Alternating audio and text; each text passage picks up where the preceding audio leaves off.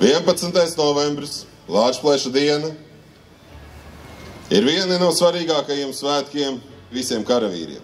Tāpēc, ka mēs esam pierādījuši, ka katrs no mums ir spējīgs dot kaut ko brīvībai, bet starp mums ir tādi, kuri ir spējīgi atdot visu par brīvību, atdot savas dzīvības un izcīnīt brīvību ar asinīm. Pieminot visus karavīrus, kas ir krituši par Latviju, es varu būt lepns ar to, ka nepārtraukti mūsu karavīru rindas papildinās. Man kā Zemesardzes bataljona komandierim ir liels gods teikt šos vārdus.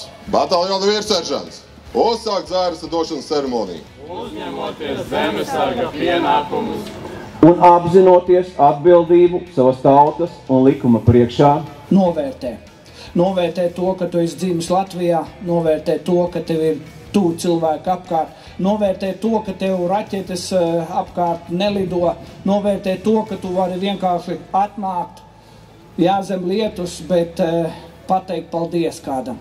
Tāds svinīgs miers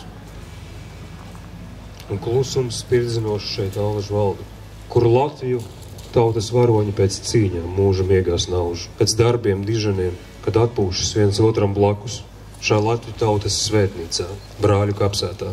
Mēs esam atnākuši, kur guļ mūsu brīvas asins.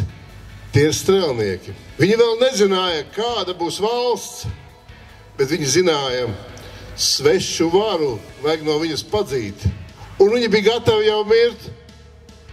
Vēl valsts nebija gatava, bet viņi bija gatavi mirt pa valsti.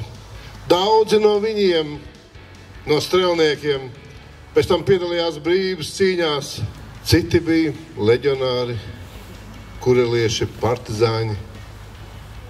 Bet līdz savai pēdējai asinī viņi cīnījās par valsti. Dievs ir vēlējies, lai mēs varētu tos dārgumus, ko viņš ir devis, nodot tālāk nākamām paudzēm. Un ka mēs nebūtu tādi tekuļi un bēguļi, tādi kaut kādi cilvēki, kas vienkārši tā savu laiku izsūkojam un izniekojam, bet ka mēs varētu ar sirdi un dvēseli, sākot no valsts prezidenta, līdz pat vismazākajam mūsu tautā ar sirdi un dvēseli, dzīvot Latvijai.